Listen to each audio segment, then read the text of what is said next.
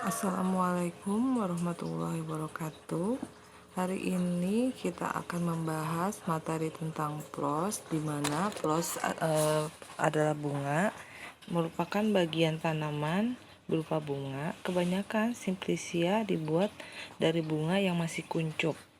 Ya, simplicia bunga dapat berupa bunga tunggal atau bunga majemuk, bagian dari bunga majemuk atau komponen dari penyusun bunganya.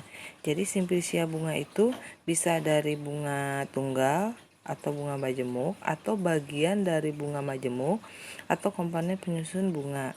Pada umumnya bunga itu berupa zat kimia. Jadi zat kimia yang ada di dalam bunga tersebut.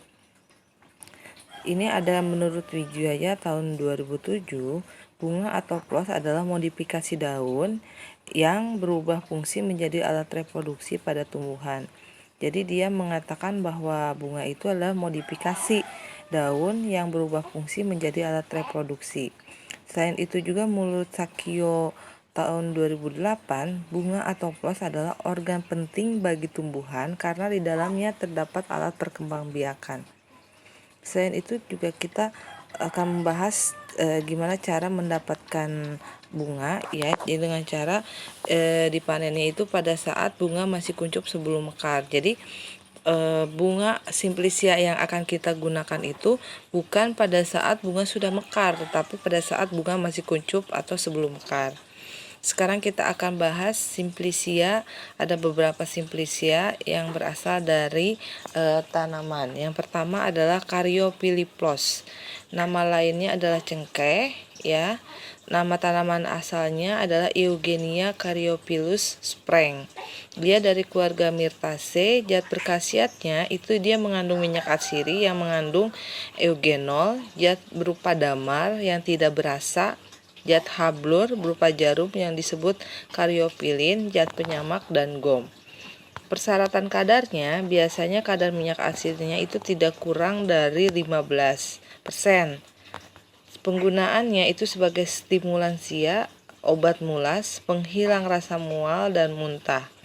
Dia baunya khas, karyopili ini baunya khas, ya. Bau dari damarnya, eugenolnya itu khas. Pemberiannya dia bau aromatik kuat, rasa pedas, jadi baunya khas bau cengkeh.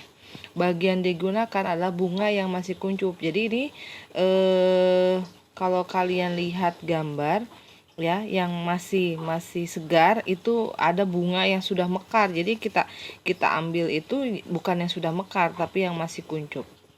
Nanti kalau misalkan sudah kita panen, biasanya disimpan dalam wadah tertutup baik. Ya, kemudian yang kedua adalah Jasminiplos. Jasminiplos adalah bunga melati, merupakan nama tanaman asalnya adalah Jasminum sambak. Keluarganya adalah Oleaceae. Zat berkhasiat utamanya dia mengandung minyak atsiri, asam forminat, asam benzoat, asam asetat, ester metil antranil, sesquiterpen alkohol. Penggunaannya sebagai korigen odoris. Korigen odoris materi di kelas DDK, ya, di kelas 10 kalau kalian ingat ada korigen odoris, ya. Korigen odoris itu dia sebagai pengharum, ya, menambah wangi di dalam sediaan obat. Jadi sebagai korigen odoris, penurun panas, antipiretik, penghenti ASI atau laktipuga. Pemberiannya dia bau harum lemah tidak berasa. Bagian yang digunakan adalah bunga. Penyimpanannya dalam wadah tertutup baik. Itu untuk jasminum sama seperti Caryophylliplos, Jasminum sambak, Jasminum plos juga disimpan dalam wadah tertutup baik karena dia mempunyai baunya khas, ya, bau melati, bau aromatik. Jadi makanya dia harus dalam wadah tertutup baik. Khawatirnya kalau tidak dalam wadah tertutup baik nanti aromanya hilang, ya. Kemudian yang ketiga adalah Missuaplos. Missuaplos atau bunga nagasari, ya, merupakan tanaman asal dari Misua perea. Ya, keluarganya adalah Clusiaceae. Zat berkhasiat utamanya atau isinya dia terdiri dari lemak, protein, asam-asam organik seperti asam palmitat, asam linoleat, dan asam stearat. Penggunaannya dia sebagai anti diare, aromatik, dan ekspektoransia. Pemberiannya dia tidak berbau, rasanya sepat, warna coklat sampai coklat kehitaman. Ya, ini coklat itu pada saat sudah dia setelah jadi simplicia ya, karena kalau tadi dari masih tanamannya itu dia bentuknya masih segar, warnanya putih kuning ya. Bagian yang digunakan adalah bunga yang masih kuncup, bunga yang sudah mekar, dan benang sari. Jadi dia bisa bunga yang masih kuncup, bisa juga bunga yang sudah mekar. Yang ada ini nih yang kuning-kuning itu adalah benang sari. Penyimpanannya dalam wadah tertutup baik. Yang keempat adalah Wartbordia plos fructus. Jadi ada Wartbordia plos, ada Wartbordia plos fructus. Plos fructus berarti biji dari bunganya. Jadi di dalam bunga itu ada bijinya. Di dalam biji itu ada bunganya. Nah, itu kita yang ambil dari situ. Ya, namanya bunga dan buah sidowaya. Jadi ini dari bunga sidowaya.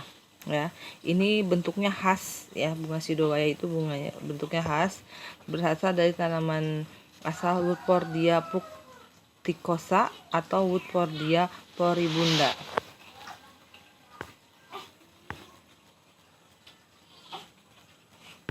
Ya, jadi Wartbordia plos ya, ini ada dua tanaman ya yang menghasilkan Wartbordia plos adalah Wartbordia fructicosa atau Wartbordia floribunda. Dia keluarganya adalah Lyrtaceae. Zat berkhasiatnya berisi zat penyamak atau tanin. Penggunaannya dia sebagai astringen, pemberian bau lemah, rasa kelat ya, kelat itu pahit, betul-betul pahit ya, dan pahit. Jadi pahitnya tuh bener-bener pahang kalau kata orang Sunda, seperti itu. Bagian yang digunakan adalah bunga. Penyimpanan dalam wadah tertutup baik. Yang kelima ada Cartamiplos. Cartamiplos adalah kembang puluh atau kesumba ya. Tanaman asalnya adalah Cartamus tictorius. Keluarganya adalah Asteraceae. Zat berkhasiat utamanya adalah zat warna merah ya. Zat warna merah kartamin dari nama simplicianya. Zat warna kuning subflowers, lendir, dan zat minyak lemak. Penggunaannya dia sebagai laksativa. Pemberiannya bau agak aromatis, baunya agak-agak khas ya, rasanya pahit. Bagian yang digunakan adalah bunga dari bunga majemuk. Jadi dia adalah bunga majemuk, bukan bunga tunggal. Penyimpanannya dalam wadah tertutup baik. Selanjutnya adalah Pyrethry-plos atau bunga Pyrethry atau bunga krisan. Nama tanaman asalnya adalah Chrysanthemum cinerariae folium. Keluarganya adalah Asteraceae. Zat berkhasiatnya ini ada Pyrethrin 1. Dia isinya adalah piretrolon dan asam monokrisantomat. Ada juga Pyrethrin 2 atau piretrolon dan asam dikrisantomat. Yang ketiga adalah piretrolon dan sinerin 2. Serta ada juga dia mengandung minyak atsiri yang mengandung parafin, piretrosin, dan krisantemin. Zat berkhasiatnya adalah kadar piretrinnya jumlahnya dihitung dengan menjumlahkan kadar piretrin 1 dan kadar piretrin 2 tidak kurang. Jadi jumlah piretrin 1 dan piretrin 2-nya tidak kurang dari 0,5%. Dia penggunaannya sebagai racun serangga. Pemberiannya bau khas dapat menyebabkan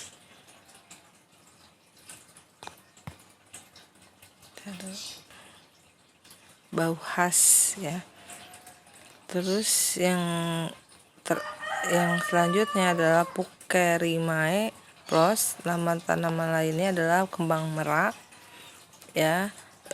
Dia tanaman asalnya adalah Chrysalpinia pulcherrima. Keluarganya Caesalpiniaceae. Khasiatnya bunganya sebagai obat demam, radang lendur, melancarkan radang saput lendir, melancarkan haid dan urus-urus ya. Untuk obat pelancar haid dipakai sebanyak kurang lebih 10 gram bunga segar, direbus dengan 3 gelas air selama 15 menit. Setelah dingin disaring, hasil saringan diminum sekaligus. Zat berkhasiatnya itu mengandung saponin, flavonoid dan polifenol. Selanjutnya adalah Guinnera fructus et Pros. Nama lainnya ada Sukma diwuli. Nama tanaman asalnya adalah Guinnera macrophylla. Keluarganya adalah Haloragaceae. Zat berkhasiatnya tidak ada, ya, tidak mengandung zat berkhasiat. Sebagai biasanya itu digunakan sebagai penyegar badan. Pemberiannya bau agak anyir, mirip bau minyak ikan, rasa mual asin, lama-kelamaan menimbulkan kelat dan rasa tebal di lidah. Bagian digunakan ada seluruh rangkaian buah dan bunga, kadang-kadang berserta pucuk batang dan daun. Penyimpanannya dalam wadah tertutup baik. Selanjutnya adalah Sabdaripae Plos atau bunga rosella ya.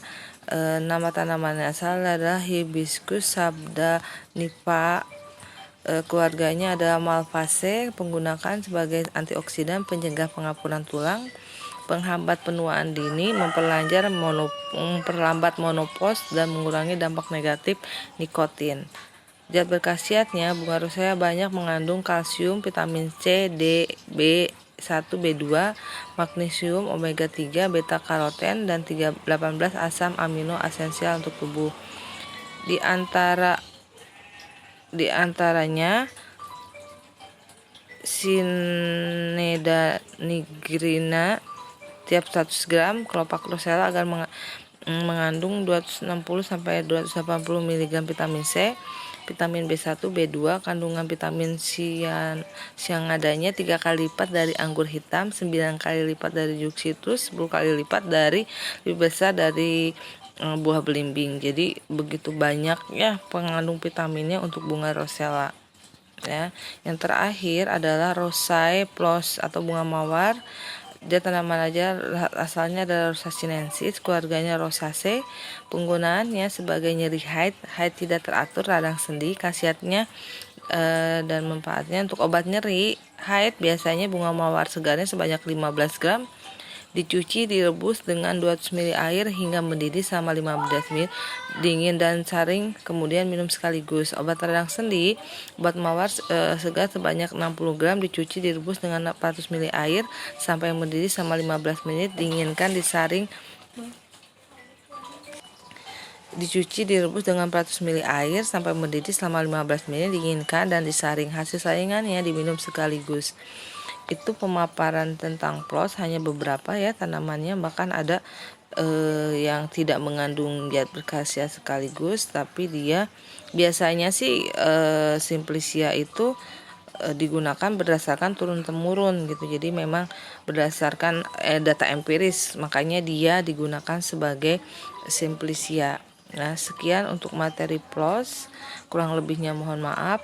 Wassalamualaikum warahmatullahi wabarakatuh.